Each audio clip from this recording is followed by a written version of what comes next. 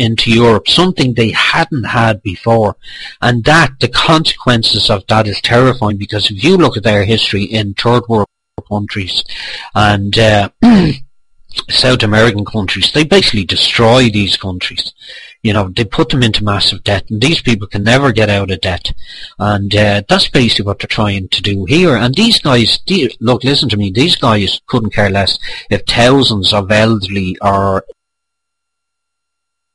you know, the ill and the sick died every single year through malnourishment, or, you know, can't afford to pay their heating bills and so on. All they care about, the bottom line is getting the interest back on that loan that they gave us. These people are ruthless bastards, just plain and simple.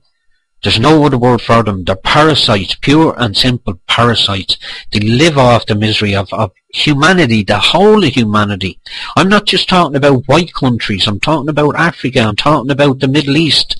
Wherever these people go, wherever the IMF get their claws into, they literally destroy those countries. And now they're in Europe, and now the problems are really beginning. I was saying to a chap, you think the austerity measures are bad now? Just wait, give it we're destroyed. We'll literally be destroyed. We are rapidly moving towards a third world country, and the whole of this continent, the European continent, is heading towards a third world continent, because the more of these third world immigrants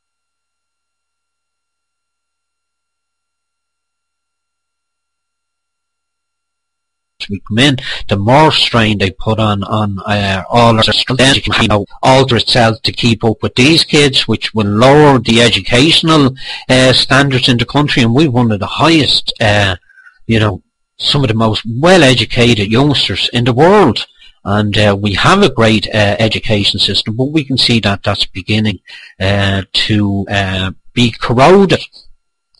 So there's a lot to be done, you know, and the Democratic Right Movement are the only ones that are actually offering, you know, positive and realistic alternatives to it. And the fact that people just, I don't know why more people don't want to get involved. I don't know what it is that, you know, that puts them off us. Maybe it's me, but you see, the thing is, you can't fight a war being a ponce.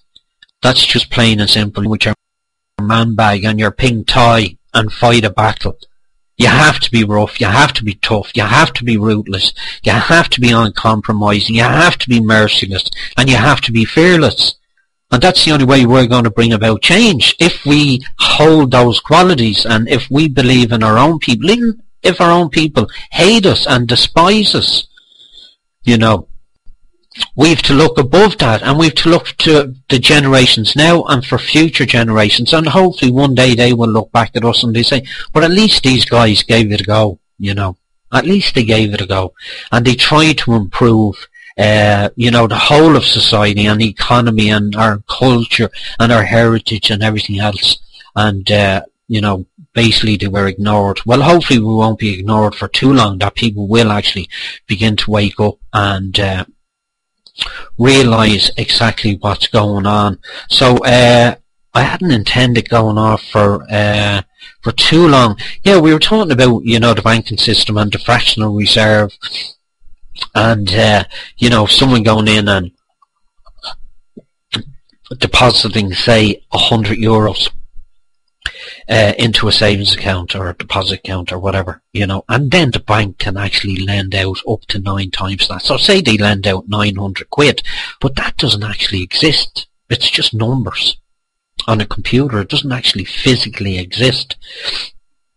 And it's got to be one of the greatest scams ever pulled off on mankind, particularly modern banking, from the 1800s and onwards up to this very day. And but the really, just one thing about that, right? If they create another €900, they can create that out of nothing, and out of that nothing they can charge you interest.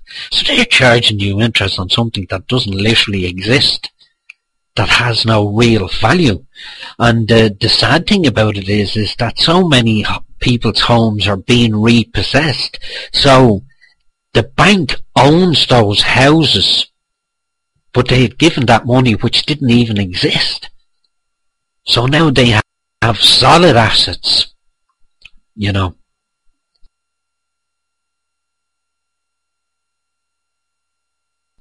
And the very people that are actually being affected, people who, along with all the rest of us, are, through these austerity measures, paying for the banks.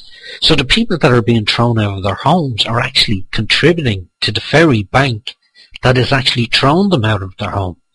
Now, I don't know if people are thinking that way, but that is plain and simple. There's no point in trying to create complexities around all these things. I know all the economists and bankers and marketeers and all will try and bamboozle you with this nonsense and that nonsense and all the rest. We all know. Just go down to your normal, standard life, moseying along, and you can see these things on the ground. Don't show it to me on paper and graphs up on a fucking chalkboard or whatever. I know what it's like living down in the real world.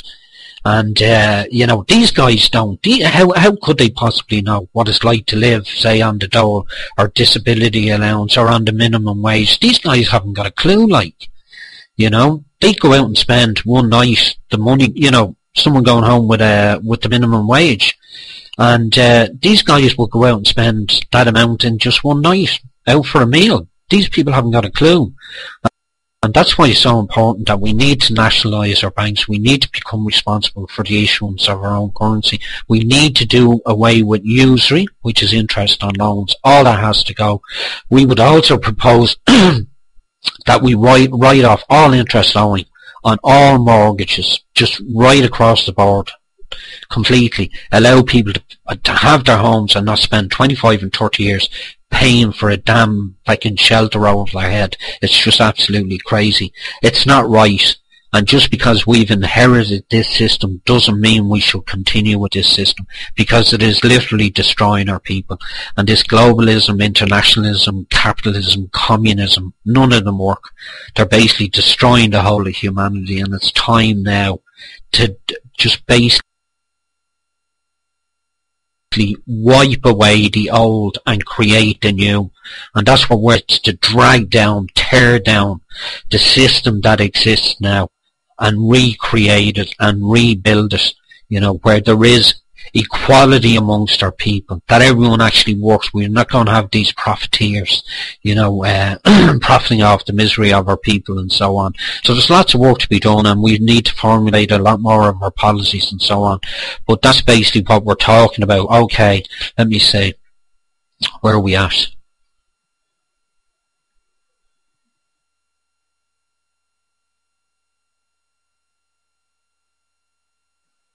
Okay, are any of my lads on there? If any of my lads are on from 49, 50, oh, when's the next ad? I don't think there's another ad.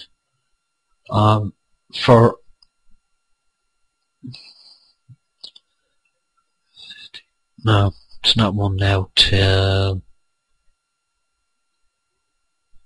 Right, okay, what I'll do is, if that's rim job, which I know what rim job means, you're another disgusting, degenerate left-winger. If you think we're nuts, I have no... it's beyond my comprehension why you waste your time coming over here. But no doubt our nationalists on the comment board there will be well able to deal with you, you ignorant dick. Okay, let me see. Okay, our numbers are up. Okay, folks, anyone that would like to interact live on the show, all you need to do is sign up and get yourself a username here on DARPA TV. Once you have a username, if you'd like to come on air with me live, you can do it in two ways. You can, if you have a headset and a microphone, you can come on just by audio, or if you have a webcam and you're not too shy, you can use your webcam. Okay, to do that, you'll see a pair of lips there, the button just below your screen. Click on that and I'll get an on-air request here. You'll also see a button with a question mark on it. If you want to send me a question directly, just type it in, send it to me here, and I'll do my best to answer it for you. Also, if you have a username, you can add your comments there to the comment box. There's also a Twitter button there now as well, so you can tweet that the show's going on. Tell all your friends, you're watching the mighty Quinn, Eskimo Quinn. That actually used to be my nickname when I was a young lad. And the reason why I got the name Eskimo, I think we were out somewhere in the North Wall or somewhere, and I used to play for Rock Rovers. It was Blackrock Rock Rovers football club, and we were playing a match and it started snowing, and most of the lads just walked off the pitch. Can you believe it? They just walked off the pitch. And I kept going, you know, and banging away. And the manager, our manager said to the lads, "Come on, get out there, you know, go on, go out and play." And they said, "No, we're not an Eskimo like Michael Quinn." So there's, you know, the song, the Mighty Quinn, Eskimo Quinn. Man, there you go. Anyway, so what I'm going to do is, oh yeah. Okay, for anyone that's not familiar with the social networks, getting the username, blah, blah, blah, you can text me during the show, okay? It's 085-7860-722. That's 085-7860-722. Okay. Where are we at now? Coming up to 9. Okay. This is the final installment. This is the 5th video clip now. The history of money. Okay, and I'm going to play that for you now.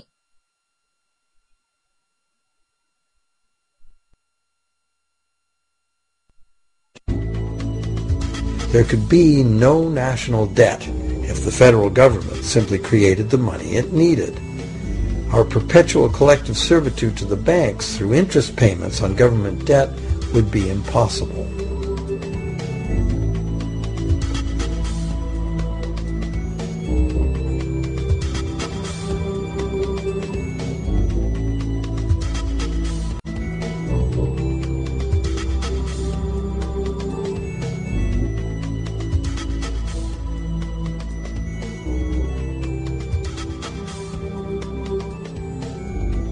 What we have been taught to believe as democracy and freedom has become in reality an ingenious and invisible form of economic dictatorship. As long as our entire society remains utterly dependent on bank credit for its supply of money, bankers will be in the position to make the decisions on who gets the money they need and who doesn't.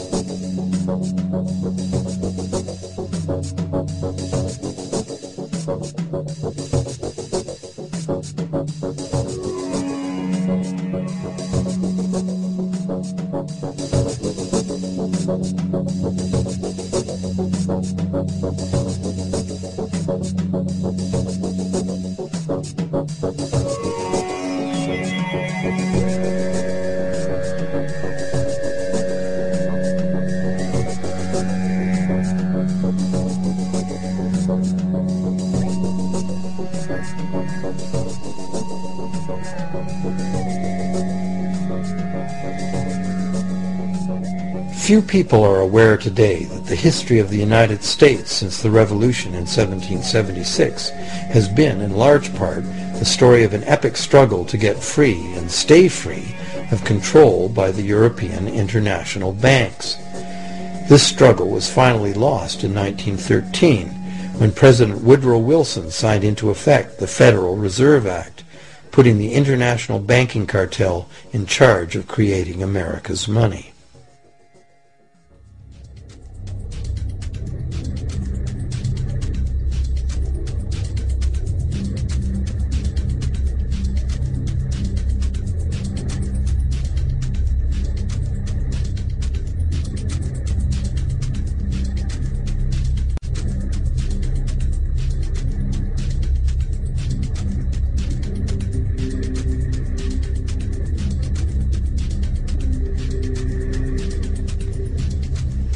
The power of this system is deeply ingrained. So is the educational and media silence on the subject. Years ago, a Canadian Deputy Prime Minister surveyed scores of non-economists, both highly educated professionals and common-sense people on the street, and found that not one of them had an accurate understanding of how money is created. In fact, it's probably safe to say that most people, including the frontline employees of banks, have never given the matter a moment's thought. Have you? The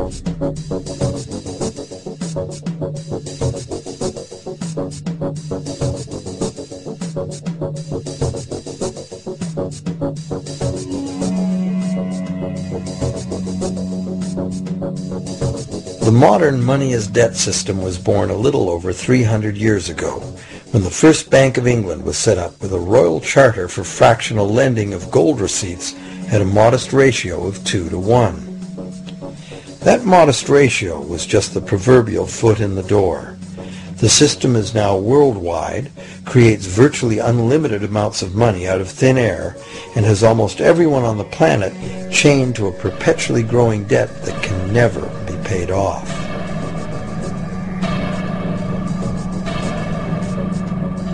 Could it have all happened by accident?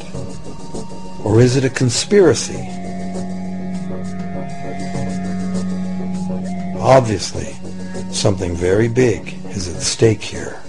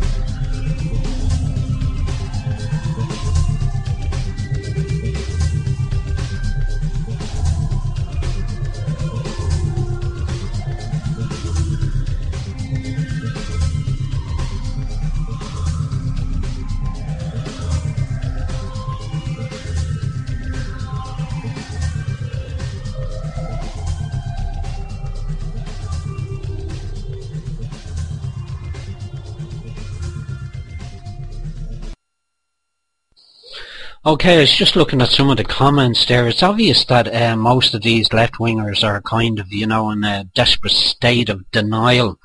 And it's obvious that they hate the truth. But basically their teachings is Marxism, who happened to be a Jew, by the way. And the vast majority of the Russian Bolsheviks were also Jews, by the way. You obviously don't know your history. And that was formulated by the Jews. So I don't know why you have a problem with discussing the founders of your basically failed ideology. It hasn't worked. The whole of Eastern Europe threw it off. The people didn't want it. Same with the people in Russia. And any communist country that exists now is a dictatorship.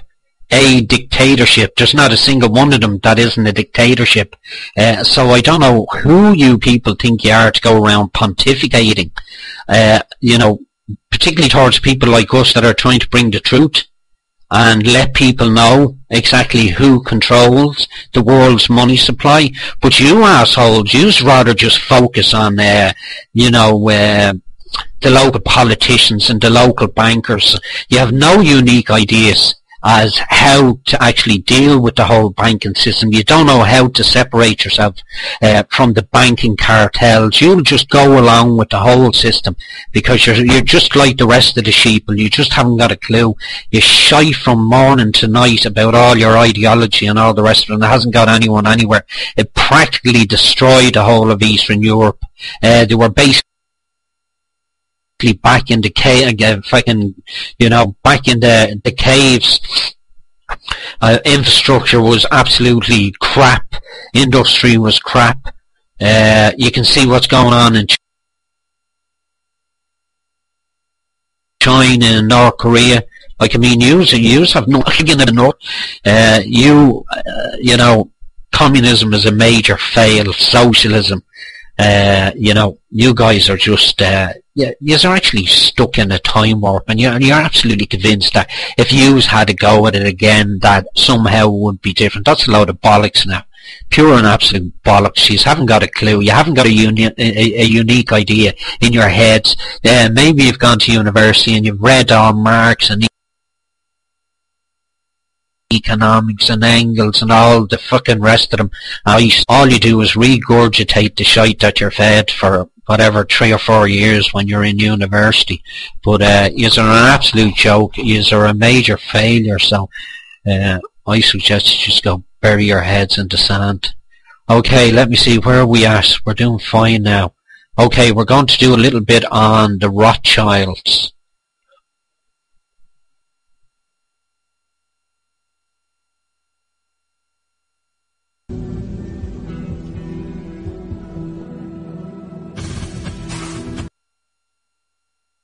Actually, you moron, Marx was a Jew. You follow his ideology, and you know nothing about him.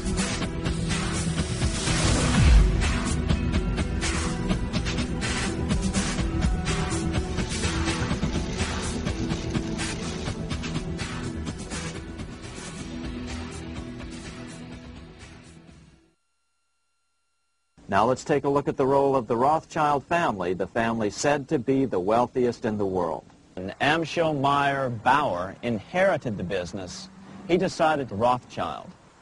Amschel soon learned that loaning money to governments and kings was more profitable than loaning to private individuals.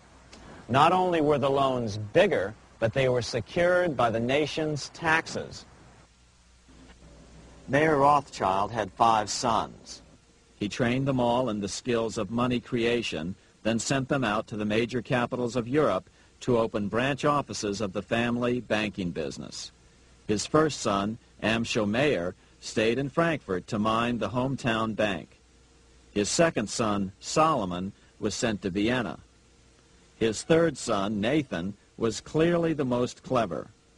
He was sent to London at age 21 in 1798, 100 years after the founding of the Bank of England. His fourth son, Karl, went to Naples, and his fifth son, Jacob, went to Paris. The Rothschilds soon grew unbelievably wealthy. By the mid-1800s, they dominated all European banking and were certainly the wealthiest family in the world. They financed Cecil Rhodes, making it possible for him to establish a monopoly over the diamond and gold fields of South Africa. In America, they financed the Harrimans and railroads, the Vanderbilts in railroads and the press, and Carnegie in the steel industry, among many others. In fact, during World War I, J.P. Morgan was thought to be the richest man in America.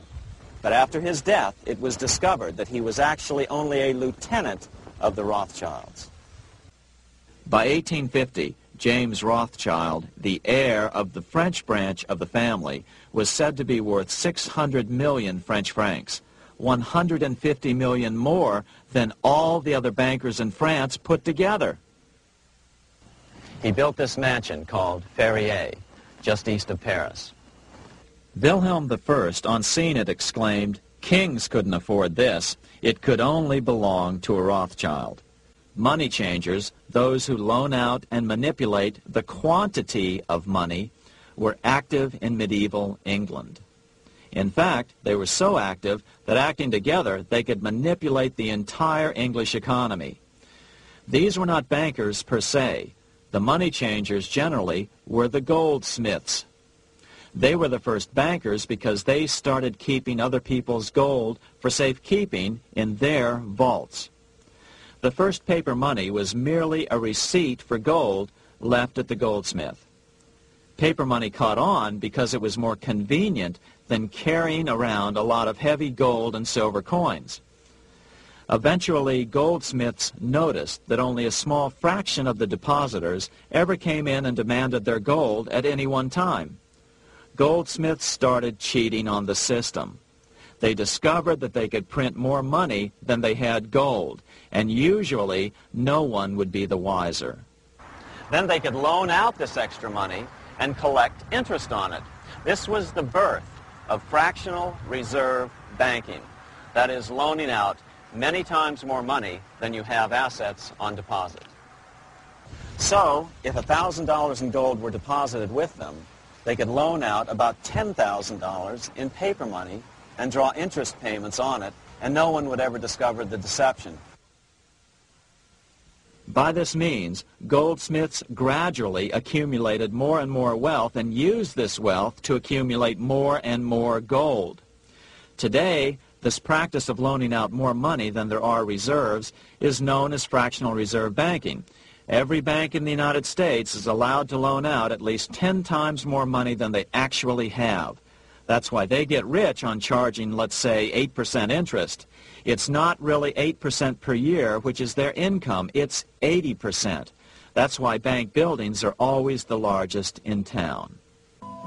When Queen Mary's sister, Queen Elizabeth I, took the throne, she was determined to regain control over English money. Her solution was to issue gold and silver coins from the public treasury and take the control over the money supply away from the money changers.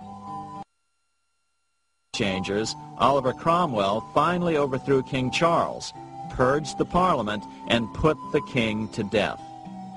The money changers were immediately allowed to consolidate their financial power. The result was that for the next 50 years, the money changers plunged Great Britain into a series of costly wars. They took over a square mile of property in the center of London, known as the City of London. This area today is still known as one of the 3 predominant